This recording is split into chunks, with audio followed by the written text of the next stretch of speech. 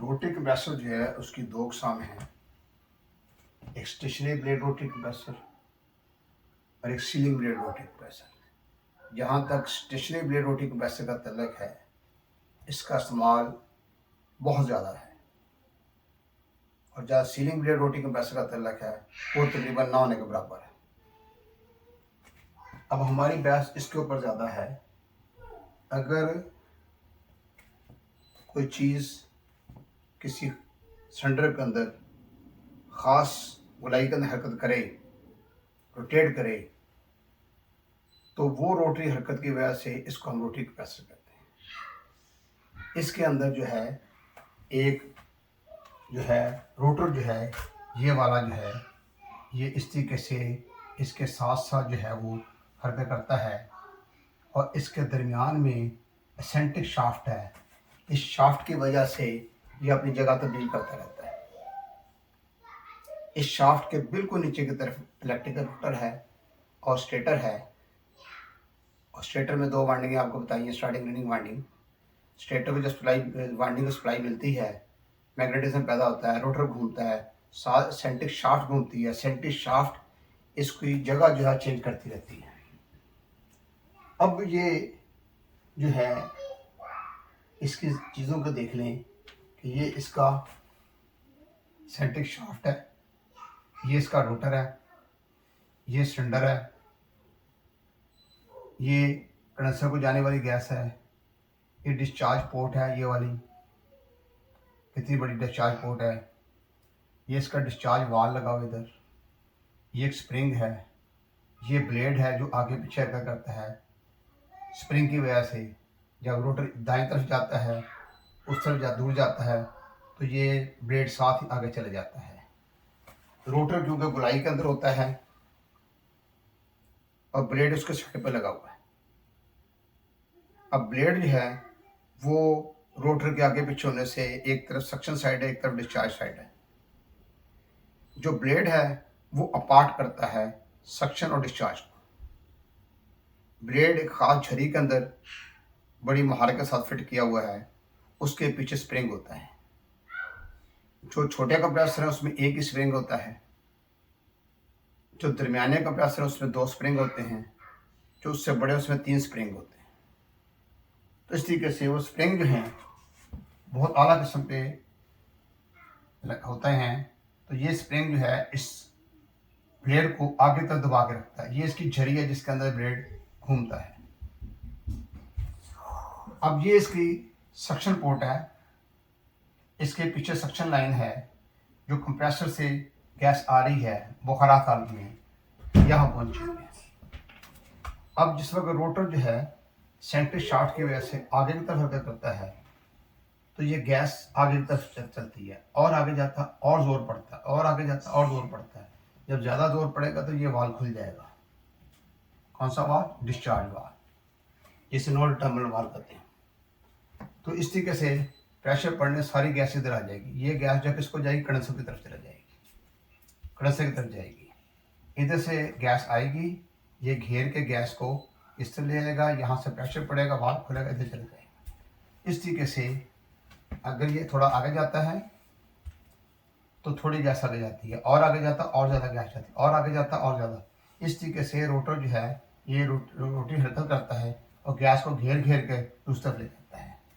इसके इधर आपको ऑयल नज़र आ रहा है, ये इसकी बेस में हो, इसके साथ जो है ना लगा होता है, और ये ख़ास तौर पर जो इसकी क्रैंक शाफ्ट जो सेंट्रिक शाफ्ट है उसके साथ लगेगा, रोटर के साथ लगेगा, सिलेंडर के अंदर होगा, ताकि ये मूवमेंट जो आसानी से हो सके,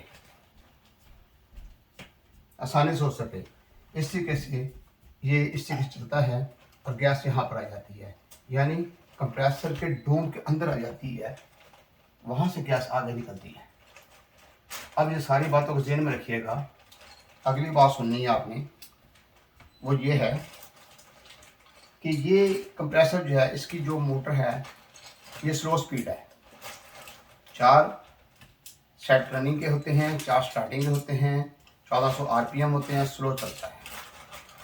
उसके बाद ये गैस जो है यहाँ तो नहीं दिखाया गया, ये जो गैस है ये वाली, ठीक है ना, ये यहाँ से एक लेके जाते हैं, कंडेंसर बनाते हैं, इसके लिए रहता साथ, फिर गैस यहाँ से, फिर गैस दोबारा निकलती है। तो इस तरीके से जो इधर से गैस आएगी वो इसके साथ छोटा सा कंडेंसर अटैच, जब भी आप रोटी कंप्रेसर अमेरिकन खरीदते हैं वो कंडेंसर छोटा सा साथ आया होता है, उसके बाद गैस आगे जाती है।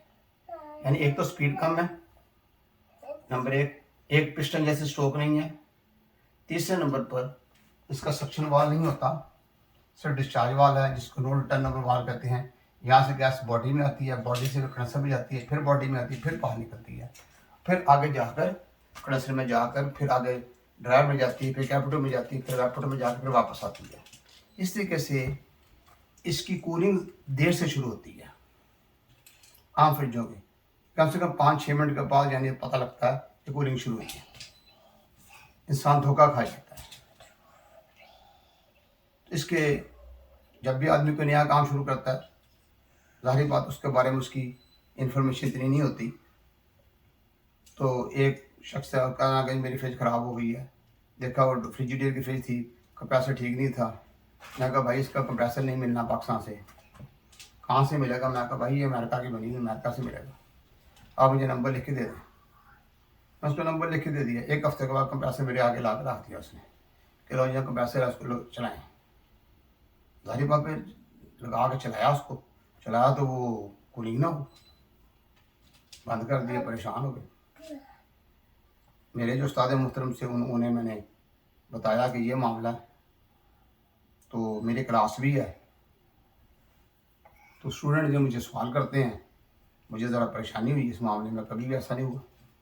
कहता मैं कल आ रहा हूँ। अगले दिन लेक्चर टाइम, कहते आप फ्रिज को चला दें, लेक्चर दें।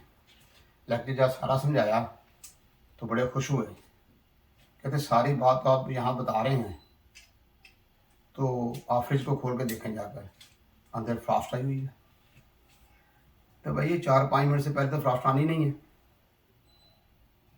वजह क्या है? एक तो स्पीड स्लो है, प्रेशर कम है, फिर गैस डिस्चार्ज उसके बॉडी में जाती है, पूरे बॉडी में भरती है, फिर एक कंडेंसर में जाती है, फिर दूसरी डिस्चार्ज लाइन निकलती है, फिर आगे जाके आ जाती है। इस तरीके से ये काफ़ी देर के बाद, यानी ना, जबकि जो डायरेक्ट दूसरी फ्रिज है जिसमें रेसिप्रोकेटिंग कंप्रेसर लगा हुआ है, वो 1 मिनट ही पूरा नहीं होता, फ्रास्ट पता लग जाता फ्रास्ट आ गई। इतना ही फ़र्क है बस। तो इसकी मिसालें मेरे पास बहुत सारी हैं, लेकिन इन शॉर्ट मैं आपको ये बताता हूँ कि ये फ्रिज जब भी चलानी है तो आपने 5-6 मिनट इंतज़ार करना, उसके बाद देखना है फ्रास्ट आ जाती है। अगर कंडेंसर गर्म है, लगातार गर्म है, तो फ्रास्ट 100% आएगी। तो ये चीज़ है, ये अमेरिकन रोटी के बारे में है। जो जापानी रोटी है उसको भी तकरीबन 3 मिनट लग जाते हैं, 3.5 मिनट लग जाते हैं। जो पिस्टन टाइप वो 1 मिनट के अंदर रिजल्ट सामने आ जाता है। तो ये चीज़ बात ज़हन में रखिएगा। दूसरी चीज़ ये है कि मैंने आपको ये बताया था, दूसरी चीज़ ये है, मैंने आपको ये बताया था कि जो ये कंप्रेसर जो है अगर किसी में लगा हुआ है तो उसकी जगह आपने पिस्टन टाइप लगाना है। तो एक तो आपने उसकी कंडेंसर की पैमाइश करनी है, तो कंडेंसर की पैमाइश से आपको पता लग जाएगा कौन से साइज का कंप्रेसर रखना है। फिर उसके बाद उसकी कैपिटल चेंज करनी है, साथ उसकी एक रिले लगानी है कॉइल टाइप, साथ उसके साथ स्टार्टिंग प्रेशर लगाना है और उसके साथ फ़ैन लगा देना है, जिससे मामला जो है ठीक हो जाएगा। पता लग गया जी? तो इसको आपने ज़हन में रखिएगा। लेकिन जो कारों का रोटी कंप्रेसर है उसमें मोटर नहीं होती, उसके एक तरफ ओपन टाइप होता है, उसके साथ एक क्लच लगा होता है, ठीक है। जैसे ही स्विच ऑन करते हैं एसी का, क्लच ऑन हो जाता है और फिजिकली कंप्रेसर काम करना शुरू करता है। फिर उसका डिस्चार्ज, यहाँ से गैस निकलती है, कंडेंसर में जाती है, कंडेंसर रेडिएटर के पास लगा होता है, वहाँ हीट खारिज करता है। आगे फिर वेपोरेटर में गैस जब पहुँचती है तो वेपोरेटर ठंडा होता है, कार ठंडी होती है। इस तरीके से ये मामला है। जो रोटी छोटे हैं फ्रिजों में इस्तेमाल होते हैं, उनके साथ रिले का इस्तेमाल होता है। जो अमेरिकन कंप्रेसर है उसके साथ हार्डवेयर ले लगी हुई है, तो हार्डवेयर ले की जगह पीटीसी ले लगा सकते हैं, करंट ले नहीं। करंट ले जो है ना वो मैच करनी मुश्किल होती है ज़रा। उसके बाद जो रोटी कंप्रेसर उसमें इस्तेमाल हो रहे हैं स्प्लिट एसी में, उनके साथ रनिंग कंप्रेसर इस्तेमाल होता है। उसके अंदर जो मोटर और कंप्रेसर इंडक्शन मोटर होती है। इसमें कैपेसिटर इंडक्शन मोटर नहीं होती।